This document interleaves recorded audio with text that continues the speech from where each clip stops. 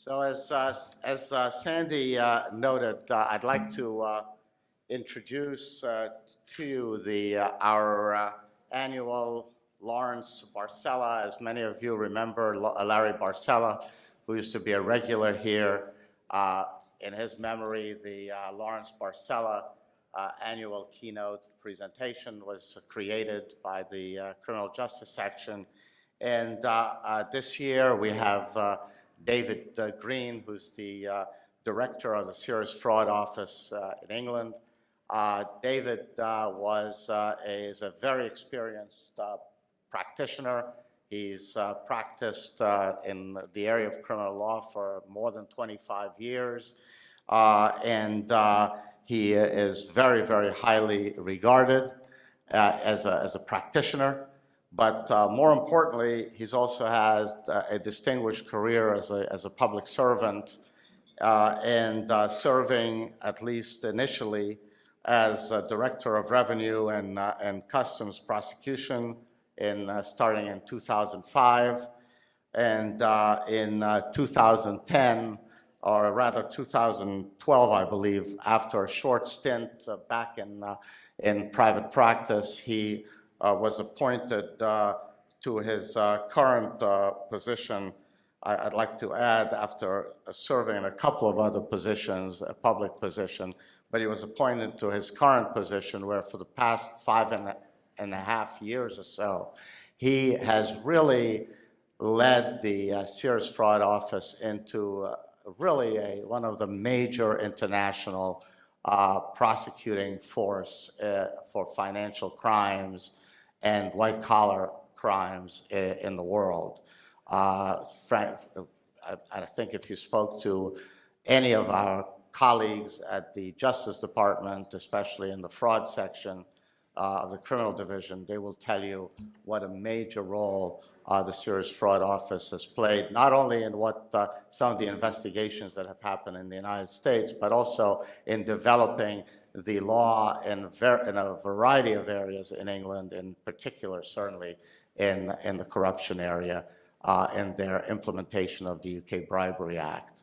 I can also, from talking to many of our colleagues in England who practice in the white-collar area, he has, and what you could read in the newspapers about developments there, what he has done with his staff, many of whom are truly, I've met a number of them, and they're truly outstanding lawyers, has done a truly amazing job in a 5-year period, really elevating the role of that office and the practice in this area of the law. So I am truly delighted that we could have, that David was willing and able to come and join us here today and tomorrow. And so I'd like to introduce to you David Green.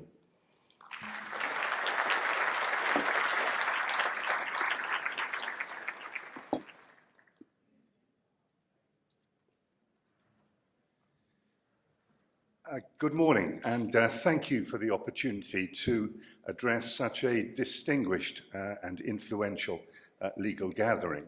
And it's a particular privilege to give a keynote named in honor of the late Assistant US Attorney, Larry Barcella. I'm the 7th Director of the Serious Fraud Office, appointed in April of 2012, originally to a 4-year term, later extended to 6 years. 6 years is probably long enough, and I am leaving the SFO on Friday, the 20th of April, shortly after lunch. Many of you may not know much about the SFO, so I thought I'd tell you what it was like in 2012 and give you an impression of how the SFO is now in early 2018. And then look at the reasons for that change, and lastly, to look briefly at likely future SFO policies. The SFO was set up in 1988. There was, at that time, a feeling that the traditional system of police investigating crime, passing a file to prosecutors for decision, was not really up to the task of dealing with the topmost tier of serious and complex fraud. So they asked a senior judge called Lord Roskill to look and advise on a better method.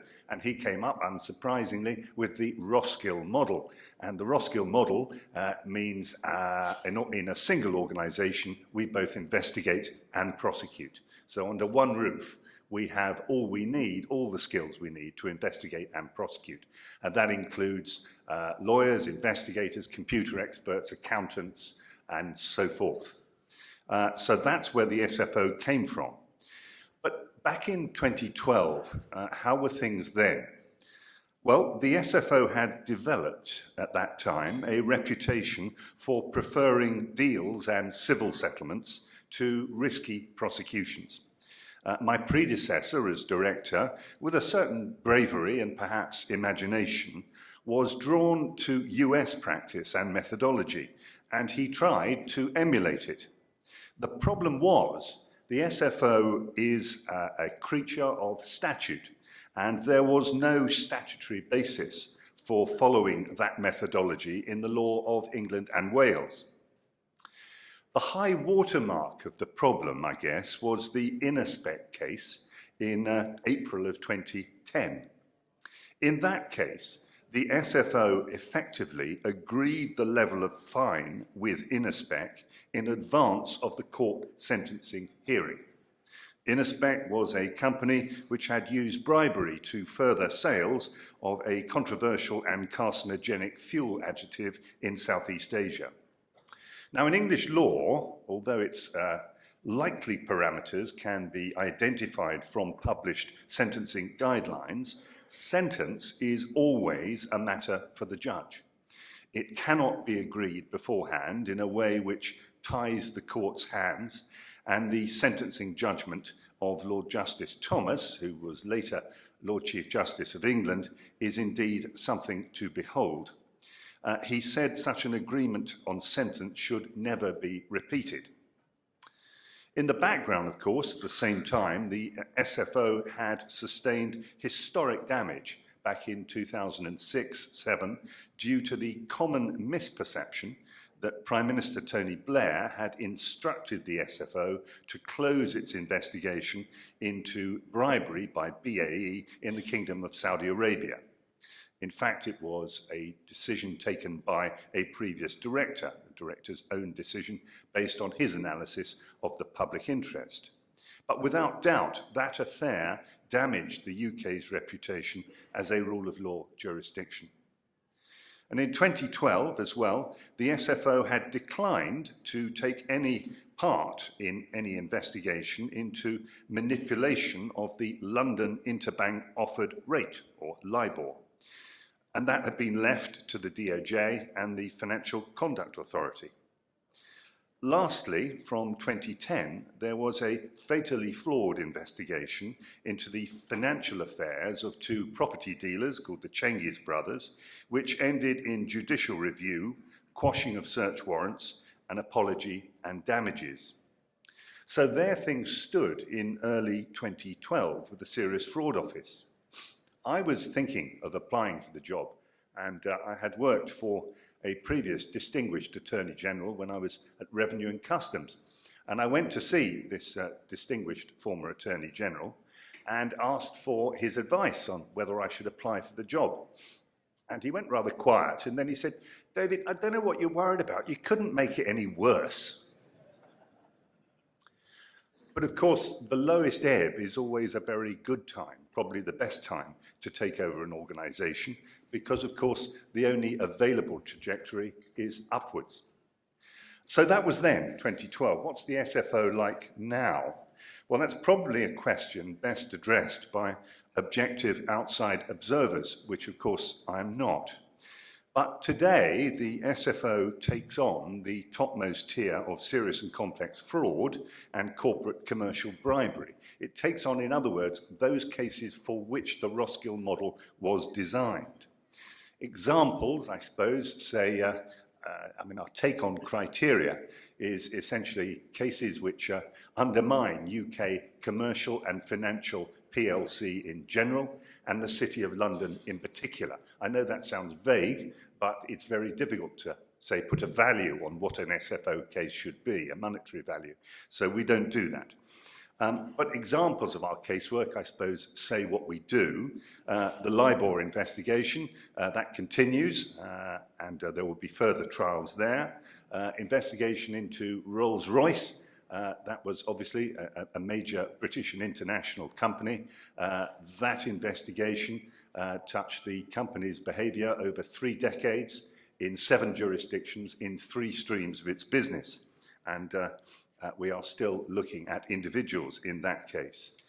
Tesco, an investigation into alleged under-declaration, or rather over-declaration of profits by a major grocery chain. Barclays Bank, we await, charges have been laid in that case. We await a trial. That is to do with the raising of capital, the circumstances surrounding the raising of capital from Qatar in 2008. GlaxoSmithKline, a major pharmaceutical company. ENRC, that's a Kazakh mining company that was once quoted on the London Stock Exchange. GPT, that concerns the conduct of a company in relation to bribery as alleged in Saudi Arabia. As someone said to me, good luck with that one, David. Oil is a major company which is, the investigation there concerns alleged bribery in the oil industry. Petrofac, the same. G4S and Serco, 2 companies which supply major services to the UK government. Rio Tinto, and then a group of pension frauds. So that's the kind of stuff we are dealing with. Now, all those cases have common factors. Technical or legal complexity, a vast amount of data, mainly electronic. In Rolls-Royce, for instance, there were 30 million computer files. Well-resourced suspects, both financially and legally, with deep pockets, and also global reach. So all those cases have those features in common. Today's SFO has also, I think, got its funding just about right, in that we now have access to something called Blockbuster Funding, which means if any investigation is likely to cost more than 5% of our core budget in any year, the Treasury will pay that additional sum. The average spend in my term has been between 50 and 52 million pounds a year. This has meant, of course, that we have never declined an investigation on grounds of cost, nor would we. The SFO has also been successful and aggressive indeed in fighting off interlocutory challenges through litigation, particularly around the use of our Section 2 powers. We have these powers under the Act that set us up. These essentially are powers where we can compel the production of documents or records, or digital records these days, and explanation of the same. We can also, controversially to US ears, we can also compel statements from witnesses, which is an extremely powerful tool to use in an investigation. In my time, staffing levels as well have gone up from 280 to some 540 people. We've had some successes in casework, but not everything has gone right. For instance, in the LIBOR cases, we've had 5 convictions and 8 acquittals. That's because life as a criminal lawyer teaches one, doesn't it? Different juries think differently from other juries, and that's what happened. But the SFO has changed since 2012, but what are the underlying reasons for those changes? Well, firstly, the role and purpose of the SFO as an interventionist and determined investigator-prosecutor has been radically restated, and the caseload and the prosecutions we've carried out reflect that change. There has been as well, I think, greater challenge and scrutiny within the SFO, particularly around, say, warrant applications, which went wrong in the Cengiz case. Really, it's important, if you have the Roskill model, to make sure you're on the right track in any investigation. And the way we've tackled that, really, has been to put in layers of challenge from the bottom to the top of the organisation. One thing we did quite revolutionary in UK terms, was to employ for 3 years a retired judge who was distinguished, Geoffrey Rivlin, who was distinguished as a fraud judge. And he came in and provided a judicial perspective on some of our investigations, which we found extremely helpful. And given the nature of the SFO's work, often in connection with key UK companies, which everybody wants to do well, there is now broad acceptance of the need to preserve the Roskill model, to safeguard the independence of the SFO under the superintendence of the Attorney General, and to maintain the SFO as an organisation which has serious fraud and bribery as its sole priority. I think another reason why things have changed is the new statutory tools and measures available to the SFO. Of course, the Bribery Act of 2010, applying to conduct after July of 2011, and in particular the introduction of our brand of deferred prosecution agreements, taken from the US model and adapted to the needs of our jurisdiction. The principal difference, of course, between a UK, England and Wales DPA and an American DPA is that whereas in this country, as I understand it, it's essentially a bargain between errant company and prosecutor. In England and Wales, it is superintended by a judge right from the beginning, and then reasons are given for the DPA, and the judge crucially has to apply this test of whether or not a deferred prosecution agreement is in the interests of justice, and has to explain why that is the case. These tools have been used effectively and will continue to be so used. Our two largest DPAs so far have totaled some £640 million. There is more to come. Rolls-Royce was £500 million.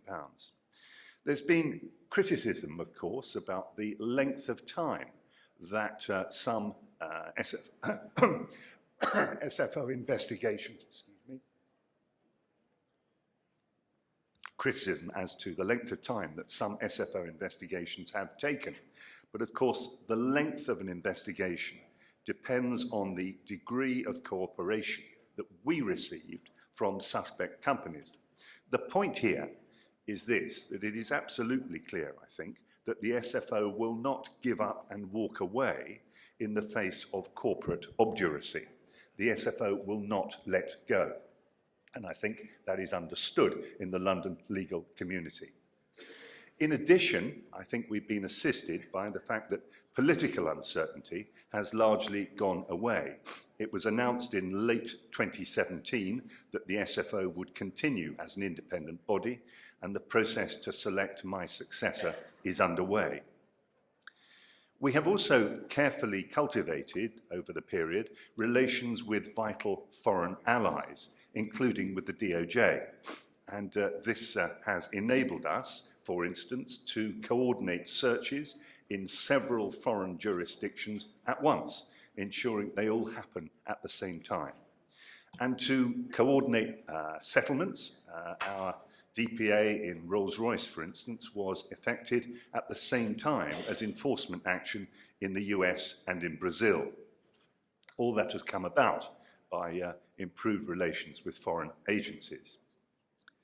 This cooperation and coordination has made a real difference, and the bad guys really hate it.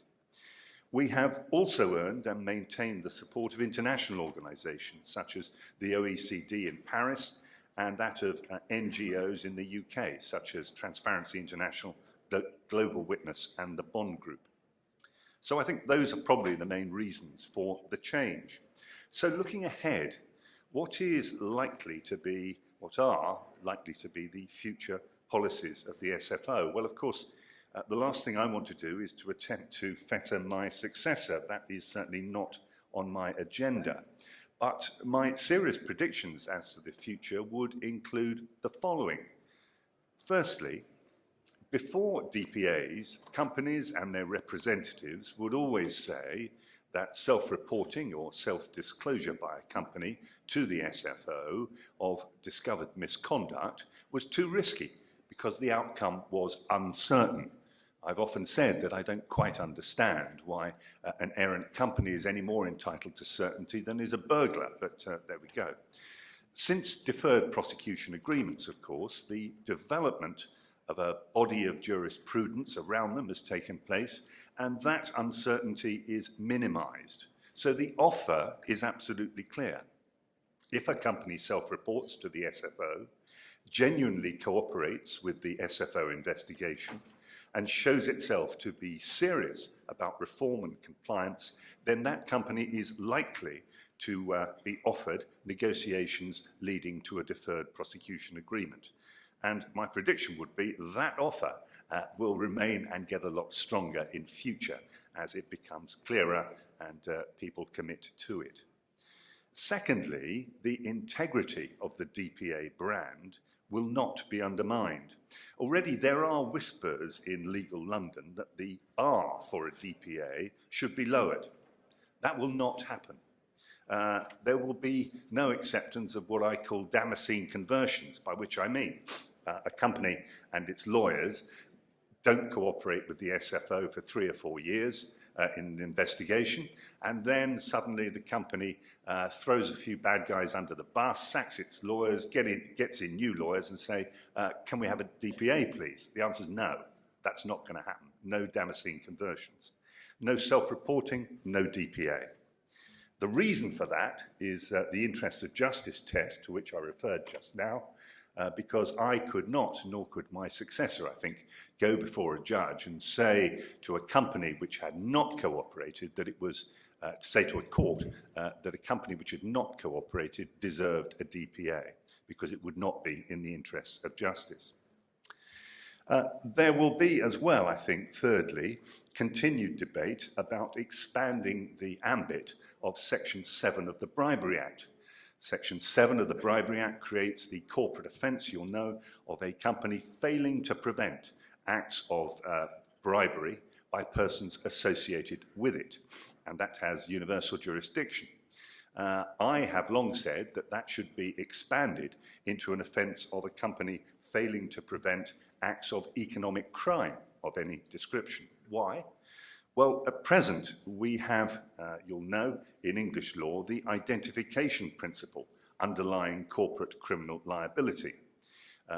We have that principle in place with 2 notable exceptions in the failure to prevent offences, of which we have 2, a corporate failure to prevent tax evasion and a corporate failure to prevent acts of bribery. So it's inconsistent. There are also difficulties in prosecuting a corporate caused by the identification principle and the need to identify the controlling mind of the company and prove that that controlling mind, that person, was complicit in the criminality.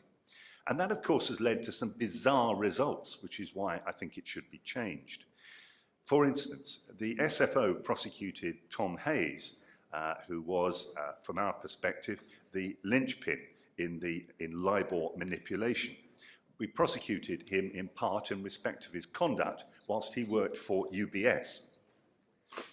Tom Hayes was convicted by a jury in London, but UBS could not be held to account because we couldn't prove how far up the company the knowledge of what was going on went. So where was UBS dealt with in respect of Tom Hayes' conduct? Well, in a New York courtroom. And the American taxpayer was $700 million better off as a result. I don't think that's right, and that's why I want change. The debate on an expanded Section 7 will rumble on, I have no doubt. There are principal arguments on both sides. Fourthly, anti-corruption, anti-bribery will remain firmly on the agenda in terms of enforcement. That means there will be a continuing need to demonstrate that anti-corruption and compliance makes for good business. In addition, there is broad acknowledgement that post-Brexit, assuming it takes place, the UK will need inbound capital investment. And that requires, I suggest, a level playing field and a rule of law jurisdiction. And of course, there will be a need as well to continue to reject the special pleading in favour of bribery, those tired old arguments that if we don't pay bribes, other countries will move in and take the business, and don't you understand, you need to pay bribes to do business in country X. Fifth and lastly, I think there will be an increasing use of artificial intelligence in our work. In relation to Rolls-Royce, I told you that the company fully cooperated with our investigation into the company's conduct, and they handed over some, as I said, 30 million computer files. Now, the traditional way of the SFO to examine these files would be to hire maybe 30 or 40 lawyers on short contracts and get them to inspect each and every document, have them uploaded to our mainframe computers, and then literally go through each document. They handed over 30 million documents, and they said to us, these documents contain LPP material. And of course, we can't look at that, nor would we wish to.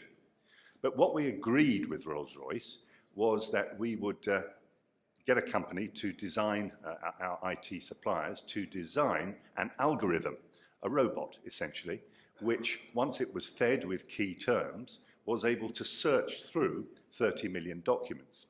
The significance is this, that it did so in a tenth of the time that human intervention would have taken.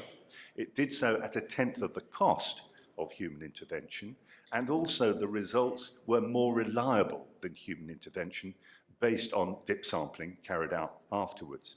So I think that's been used by us once in that particular circumstance, but I'm quite sure that the use of artificial intelligence will increase, particularly around relevance in terms of an investigation, and also in terms of our duty as a prosecuting authority to make disclosure of material which either undermines our case or assists a defence case. So there we are, 5 predictions for the future, none of them radical, all of them likely. So I've covered how the SFO was and how it is. It's not perfect, but it has advanced considerably and gained a better and higher profile due to the quality, focus and determination of its people. And that too will remain. So thank you very much indeed for your kind attention.